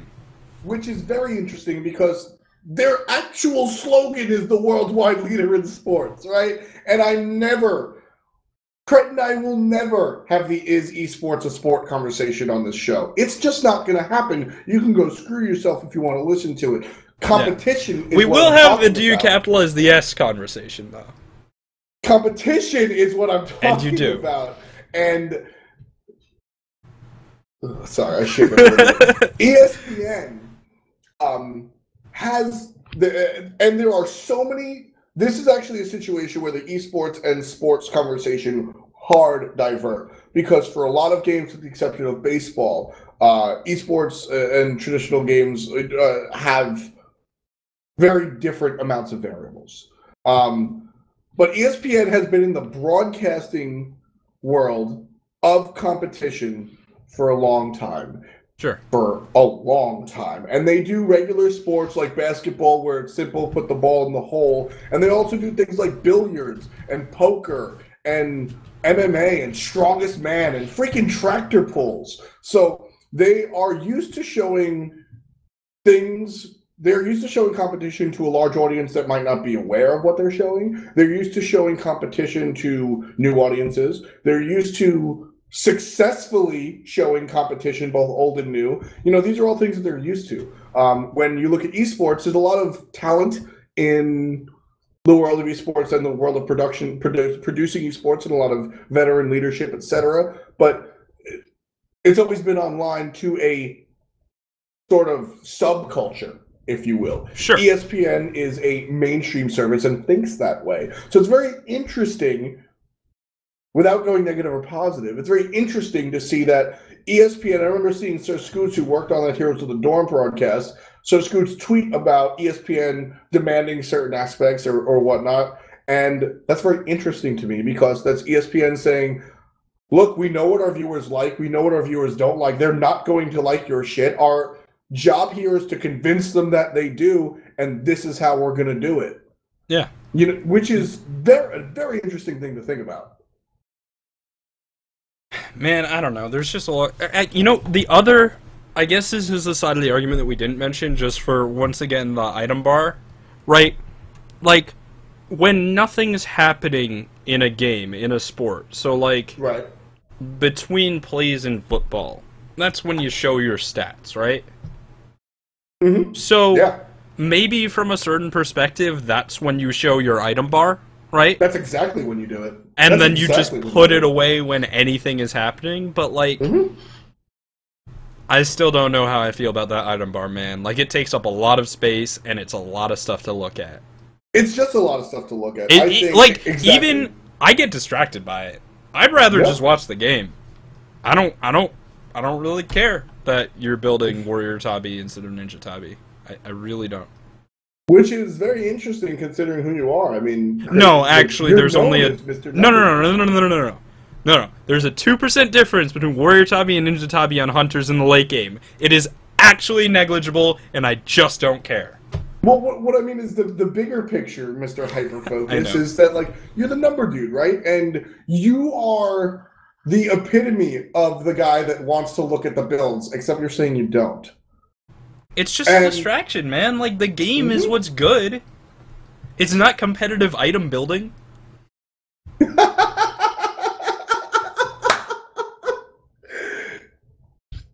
You're right, if it was, I would have won Worlds! Unicorn was fucking gold, man! Unicorn was fucking gold! Solo lane is almost competitive item building to a certain extent. Who can build Mystical Mail first? Okay, I forgot. Yeah, now we're in the Mystical Mail. We're back to Mystical Mail. Bart said something hilarious to digress from the conversation real quick. During his cast, he was like, oh man, Mystical Mail. What a boring lane. It's almost as if we drastically increased the price to discourage people from buying this a lot. Yeah. Like, watching two Mystical Mail lanes is just lame as hell. But, I mean, that boils it down to it. We're running out of time here. So, I mean, basically, I think that less is more when it comes to information. I think that a lot of fans at home that consider themselves avid viewers grossly overestimate the amount of real solid knowledge that they drag out of the information that is on the screen. And I think that if it wasn't there from the first point, that everybody would be a lot more comfortable. I saw Bagel talking about how casters have to be better if there's no information on the screen. Too, yeah, sure, they totally have to be better. And production has to be better too. Like, yeah. Like you have to really tell the story that's on the screen, and you have to know how to like move from lane to lane. Like, man, it's hard. And like that's the job, right? So yeah, that totally has to be on point. But also, casters can have all this information on my screen. I'm talking about broadcast. Yeah. Right? Like, I can have the full item builds up so I can mention everything at any point in time. It's just, what do I show to the viewer, which is a completely different story. So, let's round it out. Things that I think are absolutely necessary on screen at all time. Our gold, kills, players, gods alive, actives, which we didn't mention, and a mini-map minimally. That's what I think is absolutely necessary. I'm down with the minimal. Yeah, like I said, I think mini-map is necessary for snap viewers, people that just tune in and don't know what's going on. That helps out, like, and also that takes less clutter off of the top scoreboard. You don't have to include towers and phoenixes, right? Because you would have to include that if you take away a mini-map. So at the top of the scoreboard, you have kills, you have gold, you have right. That's maybe all that's on your top, right? Kills and gold, and then you have, and like team standings on the top. Go on. What do you mean, team name. Oh yeah, 1-0, etc. Like of course. Yeah. That's standard. And then somewhere, like I said, I'm not a UI designer, but somewhere, gods, whether they're alive or not, however you notate that, actives I think are very important. Sure. And like I said, a mini map that so when snap viewers come in, you can look at the screen and see a general state of the game. Yeah. And then when it's relevant, you know what the other thing we didn't mention is really quick about mini maps. StarCraft 2 is square maps. Yes. Square maps look so much better in a viewing UI. Yeah, and I think the solution is you just put our map in a container and call it a day. Or something. Like, there's some, solution that, someone with aesthetic talents can give. I can't because I can only draw whales. But yeah, square mini-maps also have an advantage. And, the Smite map looks great, but the mini-map looks like Italy. Yeah. So, holy shit. But I mean, yeah. So in closing, I think it's important to be able to look at the screen and be like, Team Solo Mid is winning by 2 towers and 500 gold. I think that's important, right? I think it's important to be like, at any point in time, there's 4 members alive on this side, 5 members alive on this side, and none of them have beads. I think that's important. Other than that, go home. I think that it's important for me to tell you, it's important for the caster to tell you when anti-healing is bought. It's important for the caster in production to tell you when Jotun's Wrath is online. It's important for the caster and the production staff to tell you when Magi's Blessings are built, right? That is the job of the broadcast, and by overcomplicating things, by having the Excel spreadsheet at the bottom is awkward. The other thing is, by removing that, it gives the commentators more interesting information to give you. Exactly. It gives them a talking point. That's, right now, sort of it sort of sucks, right? You want to mention that your hunter just finished Executioner, because that's a big power spike. It will determine the next team fight. But, people are like, why are they mentioning this? It's not that important, I can see it. And, it takes something away from the broadcast that should be there. It really does. I mean, Cryptic, they don't do that a lot of the time. I mean, we do. And the thing is, I'm not going to mention when Ichabod is finished, because I don't care, and neither should you. Unless the other person, isn't building it, and it's okay, well, now this Ichabod, will do this.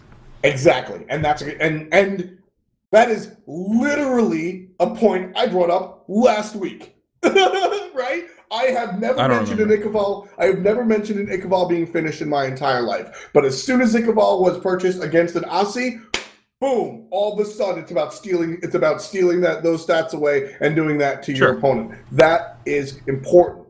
That's very important. When an Ichabod is built in the soul lane against a mage, that's important. You're stealing away a stat that the mage isn't using in the first place. So it's good for you, but it's not negative for your opponent like it would be against another physical god. Yeah. That's important.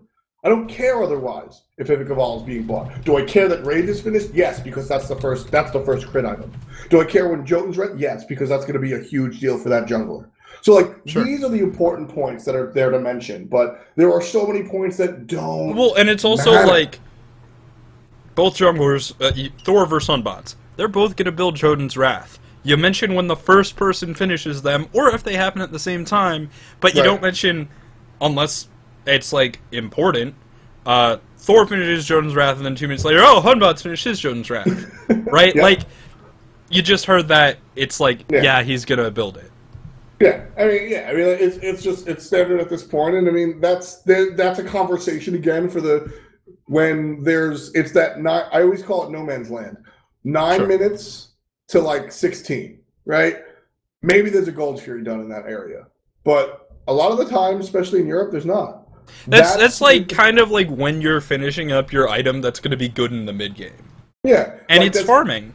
It's after the first 3 gold. It's after the first 3 mid-heartbeat fights, which are the ones that really matter. 12 matters, but less so. You know, you're not going to go all in a lot of the times on number 4 and number 5. So it's like that's when it's time for me to be like, you know, Scott, this is really the standard build for junglers. They go boots into Jones into this. Have you noticed that? Like, that's what that's for. No, right? that's what you do in, like, first round of, like, Worlds. You're like, hello, people who have not ever seen me on the screen before. This is the standard jungler build. Like, and then, Dota had, like, a learning stream and stuff. Like, there's a place for that, too. There's a place for a lot of things, but... Well, I mean, the other thing is that, like, this, like... people are learning, stuff is changing, esports is growing, and we're figuring out what's good and what's not, and I think the spectator UI is a big part of that for every game. And, well, not for every game. Some games has it easy, right? FGC, that shit's easy. You put, like, name, score. The only part that gets confusing is when you get to the finals and it's like the first set of 3 sets, and if like, oh my god, you need like a PhD to understand what's happening. But aside from that, it's pretty easy. Yeah, and I mean, like, you know, I always thought about how Counter-Strike is the easiest. Like, well, one team is offense and one team is defense. You shoot the other dude in the face, and if there's he a bomb. Shoots you first, you die. Like, that's nice and simple. MOBAs do have it a little difficult. But I don't think that is an excuse to just say, like, well, let's just throw it all on the screen and say, fuck it, right? I definitely think there's a thought process. And one thing that I think is interesting is that, Zaiden's talking in chat about how less is more, right? And I mean, Zaiden is the Challenger Cup commentator. He knows the game really, really well. He runs Smite VOD. He watches a shitload of Smite. Oh, yeah. And he's out there saying less is more. We took, not a poll, but I asked Twitter, and a lot of people whose opinion I respect, both people I know and people I don't know, the overwhelming majority I got was too much info is always bad. Simplicity wins. That's from Spiff Sinister. Well, that's cheating because I've had this conversation with Spiff. All right, but so there's... Like, and if you ever have a conversation with me, I will tie you down and make you... have my opinion. Basically what I'm saying here is that, like, we got a lot of responses, both positive and negative, and whenever I brought this up, the response has been, shut up, I need all the information. But when I actually asked people, I got more positive than negative as far as taking away information, which is the first time I've gotten that. Like I said, a lot of times I just walk into a Reddit thread and go, how do you guys feel about taking away item builds? And, like, Bart punches me in the face and I get drop kicked by Brad. Like, it's very... people like their information. Yes. But I think less is more, for real. I really do. Alright, guys. Well, less is more, and there's going to be a lot less of us for the rest of the week, but we'll be back next Tuesday with another episode of Really F. Liked my transition. And we'll catch you guys later. Peace! Peace!